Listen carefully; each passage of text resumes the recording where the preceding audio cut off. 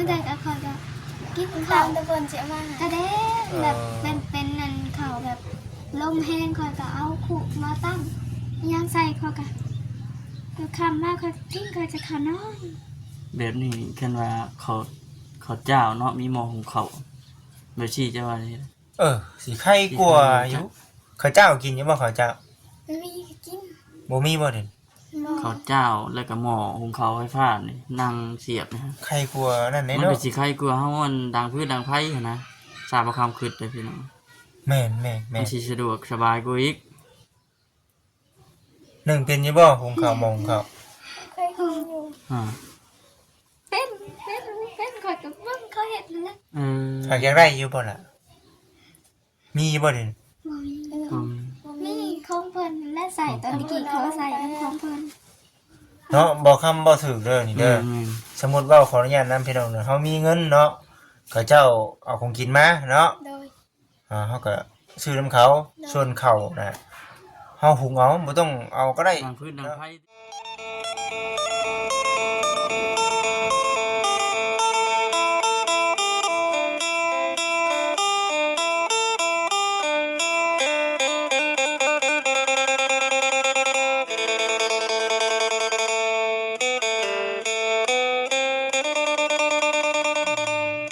คิดยังตอน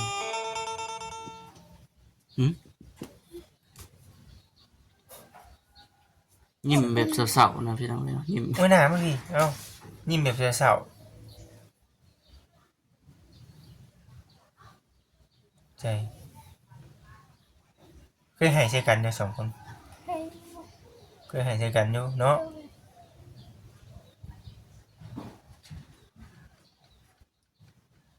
โอ้ยน้องมันเนาะ จักสิพากันเฮ็ดหยังติ สู้ๆน้องเด้อสู้ โดย ๆอยากยิ้มแน่อยากให้แน่โอ้ยเนาะยิ้มชูแล้วเฮ้ยเนาะยิ้มชูกับมันเป็นได้ฉันแต่พวกนี้คือใจแข็งอยู่ดอกพวกนี้เนาะจิตใจแข็งกูเอ้ยแน่ เอ้ยนี่อยากอ่อนไหวได้เอ้ยนี่เนาะเมื่อยอยู่บ่ล่ะน้องน้อยตื่นเช้ามาเฮ็ดหยังแน่ตื่นเช้ามานี่ ตื่นจะมาปัดเรือนปัดซาล้างถ้วย โอ้ล้างถ้วยล้างจานเนาะ โดย ซักเครื่องนี่ซักได้ซักเครื่องอะ แพงทุ่งเอาไว้แล้วกัน ฮะ เอาแพงทุ่ง เอาแพงทู โดย โอ้ซักเองอีกเนาะ โดย ว่าสิมาฮอดเขาแห้งคือเมื่อย โอ้ ไกลอะไรบ่ เลยอยู่นะ อยู่ห้องน้ำกันนะจะไกลจะใกล้ก็เป็นไกลนะเนาะ โดย คือล่ะนี่เด้นี่ขึ้นไปพุ่งกินนี่ ยากเนาะ ยากเนาะ โดย ยากลำบากหลายพี่น้องเอ้ยเนาะเฮ้สู้ๆเด้อมื้อนี้ก็มาหาทั้งน้องเพิ่นพี่น้องเอ้ยเนาะมาอัปเดตเบิ่งจะเป็นที่สุดคืออีหยังชายอ่ะตอนนี้จำเป็นที่สุดนะ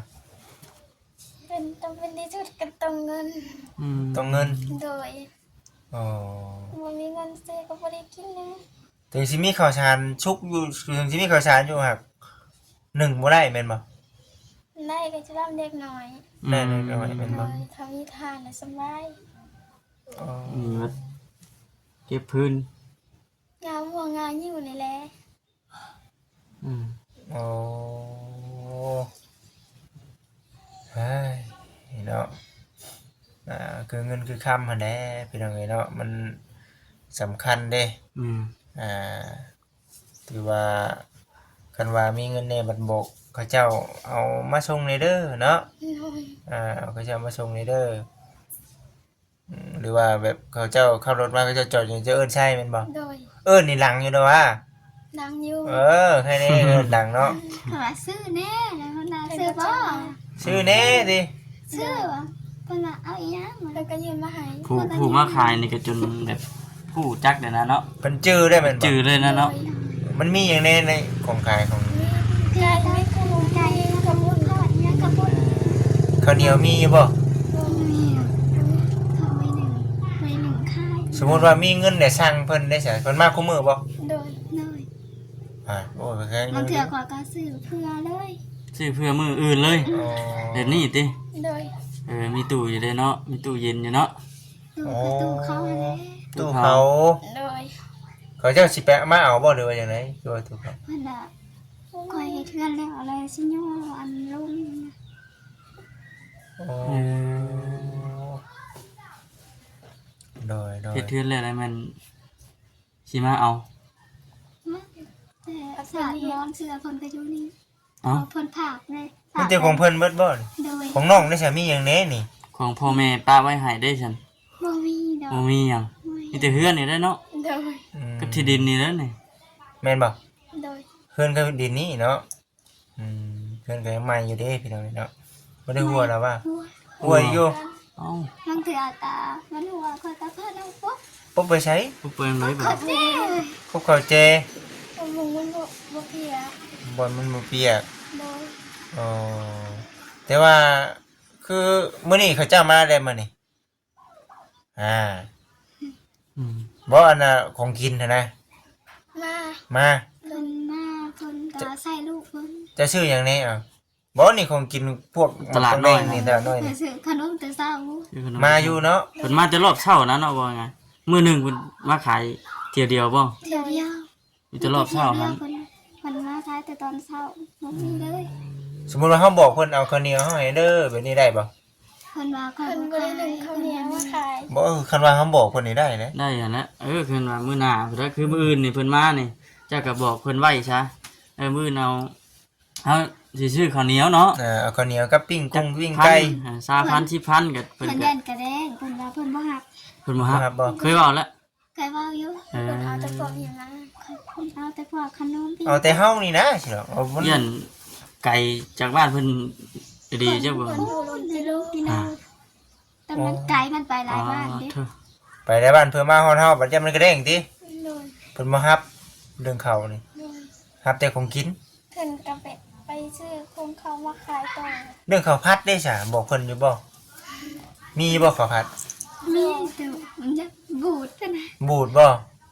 อืม แต่มันเอามาสวมาแต่ว่ายามันบูดไปเพิ่นไปหลายบ้าน อืม เพื่อฮอดเฮาเนาะ โดย บ่เบิดกระบูดและเพื่อฮอดเฮา เชียร์ของเพิ่นแล้วล่ะ อืม อ๋อแต่ของกินนี่บ่บูด มันสุกเลยเนาะ มันสุกเลยติ เพิ่นไปต้มไปแกงก็เผื่อเพิ่นไปหลายบ้านนี่เพิ่นก็กันนะ โอ้ มีเองใครแน่นิดนึง แต่ข้าวนี่น้องคิดว่าในไรข้าวนี่ทั้งเอ้ยมาให้ตลอดอยู่ อืม มาให้ซุมื้ออยู่ ข่อย อายุ แต่ เพิ่นเดือกกับเพิ่นเอาเพิ่นมาแล้ว แม่อก ลุ่ ยู่ มเพนกลุ่มแรก ฮะ เขาซานแต่แม่อยู่ ข้าวสารตั้งแต่แม่อยู่ยังบ่เบิด เขาบอกให้ทุกคนเอาลงไปเลย ทำ ทำไง งาน เด้อ เพิ่นจะบ่นี่กับตักเพิ่นในจะจอกบ่ฮู้นำเพิ่น เอ้าข้าวใหม่น้องยังบ่ได้กินเลยหั่น กินแล้ว กินแล้วแต่ซื้อเอาเนาะ ซื้อเอาทำไม 10 โล เดี๋ยวเอ้ยมาให้หนึ่งให้กินหนึ่งเขาก็ให้กิน หนึ่งเมื่อใดก็คอยก็กิน ตา ข้าว มแต่เพิ่นสิเอามา กระเด้แบบเป็นนั่นเขาแบบลมแห้งคอยก็เอาขุมาตั้งย่างใส่คอยก็เดี๋ยวคำมากคอยทิ้งคอยจะขานอน แบบนี้คันว่าเขาเจ้าเนาะมีหม้อหุงข้าวแบบซี่จะว่าสิ สิไข่กลัวอยู่ข้าวเจ้ากินอยู่บ่ข้าวเจ้า มีกิน บ่มีบ่เด่น บ่ ข้าวเจ้าแล้วก็หม้อหุงข้าวไฟฟ้านี่นั่งเสียบนะฮะ ไข่กลัวนั่นแหละ มัน เนาะ ก็สิใครกลัวเฮามันดังพืชดังไผหั้นนะทราบบ่คำคิดเลยพี่น้อง แม่น มันสิสะดวกสบายกว่าอีก หนึ่งเป็นอยู่บ่หุงข้าวหมองข้าว เคยกินอยู่ อ่า เป็นคอยกับเบิ้งเขาเห็ดเลย เออ หากอยากได้อยู่บ่ล่ะมีบ่เด่น บ่มี อืม นี่ของเพิ่นและใส่ตอนนี้กี่เขาใส่ของเพิ่น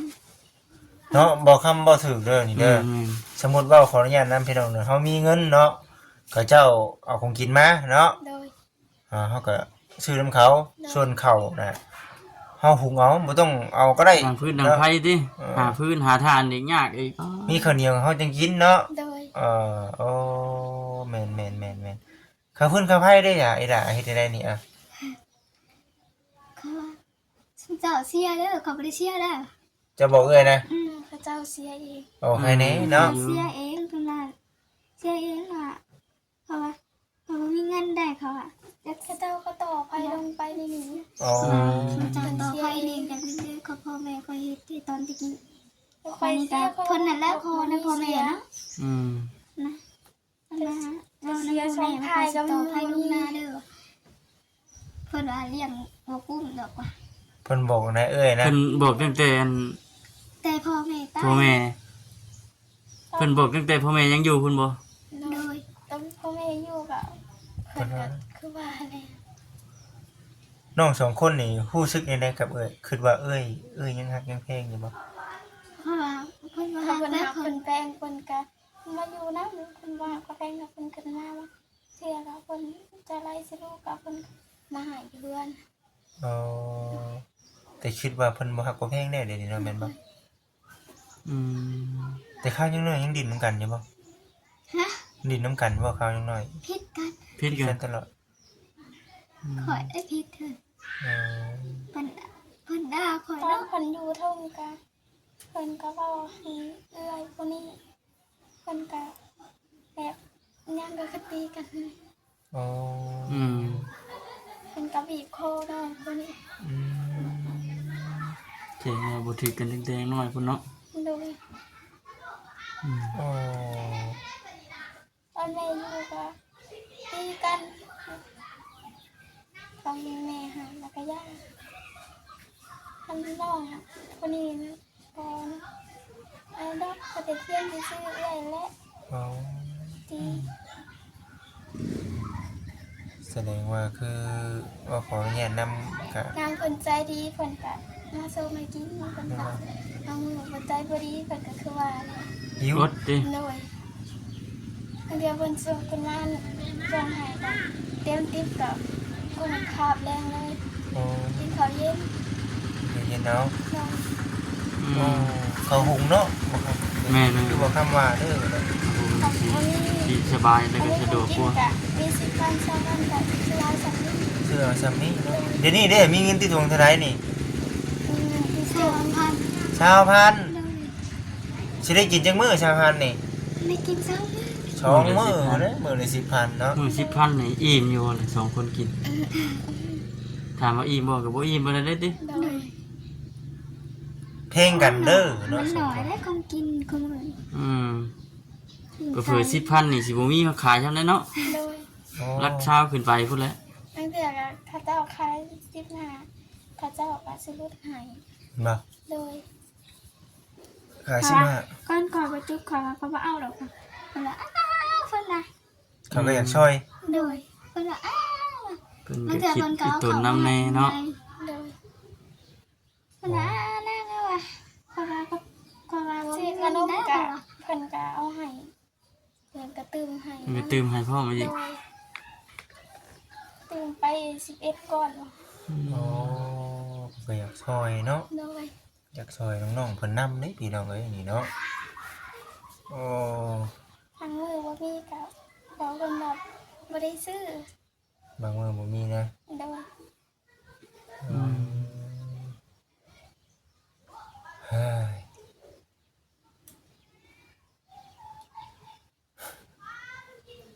อืม จะคิดว่าจังไดพี่น้องเนาะกับทางน้องๆเพิ่นนี่ก็ได้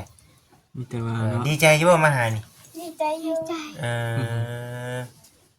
อันนี้ก็ถามเพื่อไว้เนาะบ่ครับเนาะหนึ่งเฮามาเบิ่งความเป็นจริงเด้กันสิเว้าเรื่องห้านกับข้าวกับน้ำมันก็ไกลเกินเนาะ แม่น ไกลได้พี่น้องเอ้ยเพื่อสิเข้ามา เพื่อเพิ่นก็เพื่อ1กับ8 9โมงเพิ่นก็เพิ่นมาส่งให้ อืม โอ้เจ้าก็อยากเข้าแล้วบัดนี้ติ โดย กินข้าวเช้าจังมุ่งเสียมื้อ เบิ่งเตือ 8 กะ 9โมง ยามหนาวก็ถ่ายกินพร้อมน้อง โอ้ ถ้าสิได้กินนะเพื่อเพิ่นลุก น้องนี่ตอนเช้ามานี่คือ ลูกบ่ได้เลยแม่นบ่ มันหนาว มันหนาวเนาะ มันจังมันก็ได้ โอ้กินพอ คือว่าย่ามคอยเป็นไข่เหรอวะ นั่งบนกัน นอนเบิ่งกัน นั่ง อืม สอนกันว่าได้ ยามอีหลาเป็นไข้ไผสิเบิ่งบัด อุ้ย อืม บัดผู้นี้บ่เป็นแน่บัดพอเจ้าพอเบิ่งได้เนาะ ข่อยก็เป็นลูกบันได ย่ามคอยได้เป็นเดื เอื้ อ อน ย เนาะ เป็นลูก ขอ ข่อย ไว้ ก็เพิ่นเป็นไข่เป็นวิน แม่นบ่ เลย โอ้ สุดท้ายเป็นไข่ก็ยังสิเป็นได้เป็นวิน เป็น แต่ วิ เดี๋ยวน นี้โดย แต่พออยู่กับเขาก็สลับตายขึ้นแล้ว เจ้านะ แล้ว ก็ไปนอนอยู่งอ เออสิได้จะเป็นรุ่นกับพ่อกับแม่เบิ่งเนาะ ดู กับ เลย พ่อกับแม่อยู่เลยตอนนี้บ่มีไผเบิ่ง ตอนที่คอยไปอยู่งอโรงเรียนก็ว่าบ่รับแล้วอ่ะเพิ่นส่งลงแข้งเลยจังไปรอดที่แข้งเลย อืม 3-4 เทื่อพุ่นละพอเป็น อ๋อ มาคือมื้อนี้ข่อยก็ใครเนี่ยแบบมื้ออื่นข่อยก็บ่ใครข่อยไปเลย โอ้ เป็นอีกดิ แล้วก็เป็นวินแบบข่อยเจ็บกระเพาะแบบว่าเพิ่นถามว่าเจ็บกระเพาะข่อยกินยาหยังข่อยก็บ่ลงข่อยสิพื้นบ่แห้ง อืม ข่อยขนาดข่อยเป็นนักมานั่นแหละ ข่อยก็ขนาด บางเทื่อก็แบบอุดน้ำนี่ยังข่อยก็ไปแย่ตรงซ้อน อืม